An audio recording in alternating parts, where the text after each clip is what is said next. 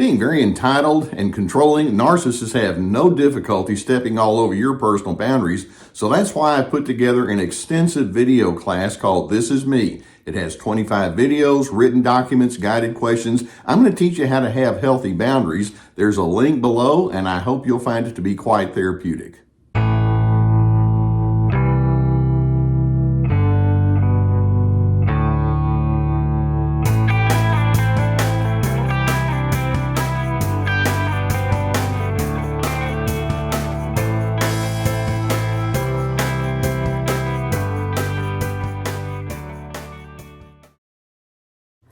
Are you the same person today as you were at age 10?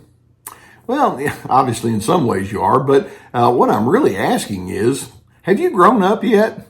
Now, speaking personally, I was 10 years old 60 years ago, so yeah, I'm still the same person, so to speak, but a whole lot of things have happened in my life, just as I assume that have happened in your life, that take you deeper and deeper into a pattern of life that may be quite different than where you were at age 10. You see, life is a progression, and I want to talk with you today about how there are certain observables in the progression of life that can help us understand the differentiation between those who progress towards maturity versus those who progress towards psychological immaturity that becomes the fodder then for narcissism. You see, each individual, and this is the very beginning stage of life, each individual begins with what we're going to refer to as a stage of innocence. Little bitty children don't really know about all the complexities in life. As far as they're concerned, if they have their favorite toy or their favorite food or their favorite activity, hey man, I'm good. Life is great, and they can be pleasant to engage with. Life is very simple and very basic. They don't really understand relationship complexities yet. As they age, the complexities can come upon them. We're going to talk about that in just a moment. But they tend to flow between being very carefree, and sometimes they can be a bit fragile. They just don't know yet what lies ahead, but part of it, their mood of the moment and their pleasantness of the moment is what makes them so appealing and so attractive. So we begin with that age of innocence, that stage of innocence, and that can last, let's say, up until some of the preteen years, and it can be a delight to be around little children when you're with them in that innocent mindset. But then as a child ages, confusion begins to set in. Perhaps there are some things going on inside of the family. Maybe it's mother, maybe it's father, maybe it's siblings or other family members who bring a lot of strain and tension on the inside. And they think, some of my family members are pretty inconsistent. I don't like the way they respond to me. I don't like the way they treat me. What am I supposed to do with all of that? And then as that child ages, going into their adolescence and then their younger adult years, it's like, yeah, and I have some people out there in my peer groups that can turn on me. I thought that I was accepted, but now I'm not. What do I have to do to be accepted? What do I have to do to be on the inside with other individuals so that I won't be the object of their scorn? In this time of growing and things start getting more complex, the confusion kicks in as they begin thinking, okay, I know I'm going to be judged. There's a whole lot of that running around. Some people will shame me if they find out certain things about me, or I have guilt trips put upon me, or people become angry when I say or do something, and I didn't really intend to make them angry, but there they are. What am I going to do with the judgmental system around there? Speaking of all of that, what about my emotions that are triggered? My own anger, my guilt, my shame, my insecurity, and my frustration. How am I going to respond to those? What about the emotions of the people that are there in front of me? And so each person can begin with that stage of innocence, but as they progress into their adolescence and then their early adult years, and your brain is more fully developed by around age 25, you have all of this confusion that you're trying to figure out, what am I going to do with that? Is my confusion going to lead toward answers and growth, or does my confusion lead towards psychological deterioration? Now, with narcissists, we realize that they fall from innocence into confusion, and then they fall into chaos. Rather than them thinking, I'm going to grow because of my experiences, they move more towards what we refer to as psychological incompetence. You can actually learn to be psychologically competent, but that requires a certain amount of analytical thinking. Or psychological immaturity not only takes hold, but it devolves into chaos and depravity and chronic ineptitude when it comes to relationships. And there's hardly anything that's more pitiable than a fully grown adult who did not choose psychological competence, and they devolved instead into deeper and deeper into personal ruin. We have that fork in the road. Which way are we going to go? And narcissists go down the path, down the fork towards their own chaos. Now, there are certain signs that indicates that that's what's happening, and they, when it came time for them to choose, they went the wrong direction as opposed to the healthy direction. What are the signs? Well, first, you can tell that a person has gone the path towards deterioration and chaos by realizing, against common sense, these individuals, these narcissistic people, are stuck in thinking about how things should be. You see, they want to go all the way back to that time of innocence, and it's like, well, I don't want to have confusion. I don't want to have to deal with complexities and differences. I don't want to have to worry about disappointments. Just take me back to where everything is idyllic. You should be this way, you ought to be that way, and why can't we have this? And it can come out in very strong commands, but basically it's like I'm so stuck in my shoulds that I can't deal with the reality that's there in front of me.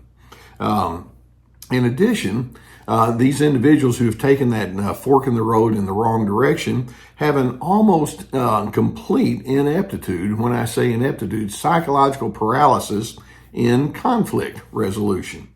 Conflict is going to be a part of the way that life plays out. It's just going to happen with every single one of us. And narcissists, when it comes time to figuring out what they're going to do there, they fall back into childish griping, temper tantrums, blame shifting, illogical anger. And when you try to sit down and say, let's talk in an adult way, that's what comes out. In other words, they're still that 10-year-old kid that hasn't grown up yet. In addition, and this is one of these things that doesn't make sense, but people that have gone towards the direction of narcissism have decided change, at least for me, is to be avoided. I don't want to have to change. Don't tell me that I need to make adjustments. You need to change. Everything is on the outside. You need to be something different to please me.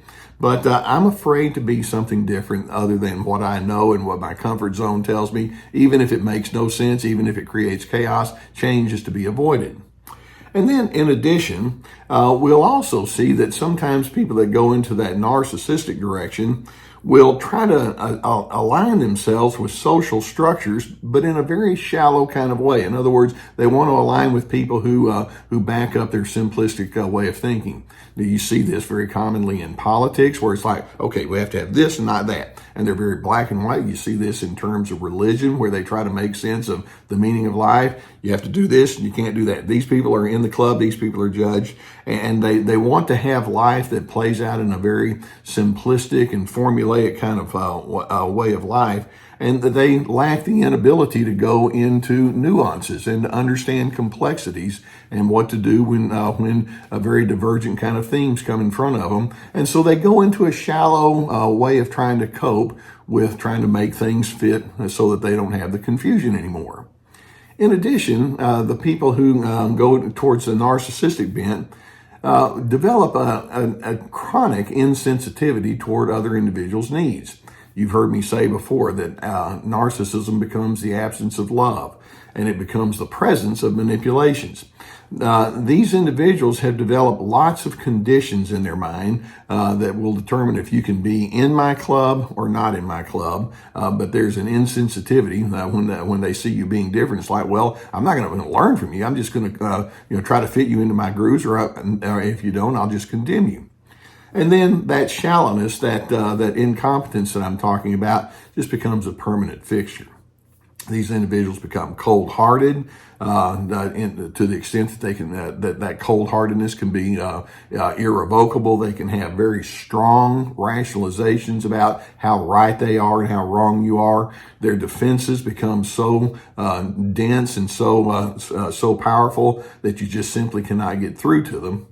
So here we have these individuals. They start out in innocence. They begin to develop confusion, and in their confusion, they take the path that's going to keep them caught up in the confusion. You and I, though, as we look at this, can say, well, when I'm at that fork of the road, and by the way, you can shift gears even in your deeper adult years. It's like, I want to take the fork in the road that leads me towards maturation, not towards chaos and disintegration. And what that means is you can still hold on to some of the principles that innocence represents. When you're around a child and there's this kindness and love and friendliness and harmony that we want to search for, hold on to that with an understanding that there also needs to be a good game plan with respect to how you're going to manage conflict and how you're going to deal with individuals when complexities arise. You can deal with uncertainty in a way that says, let's think this thing through. You can develop your analytical thinking. It is possible to hold on to some of the innocence, recognize that there is some confusion, and then go into a place of growth. But unfortunately, the narcissist is like, no, that's too challenging for me. That requires way too much effort on my part. I can't do it. So I'm hoping that when I ask that question, are you the same person as you were at age 10? What you can say is, well, yeah, that was me.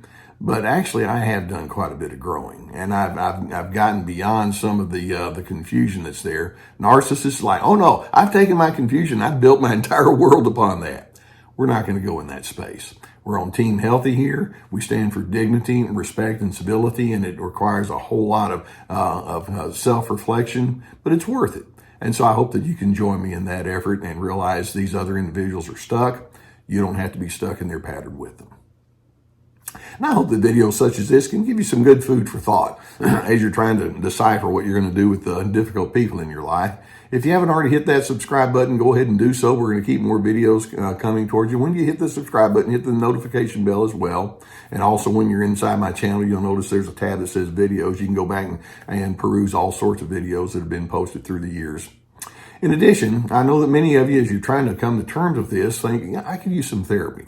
I've been sponsored for years now by the people at BetterHelp.com. It's an online therapy resource. All you have to do is go through the link that's below the video here and answer a few questions. And there's a whole team of licensed professional therapists that you could select from. It's going to be so helpful for someone to sit down with you and say, I want to know you. And I want to understand you, and I want to see when we get to that fork in the road, I want to see what we can do to take you down the path towards wholeness. Get the help that you need. Invest in yourself in that way.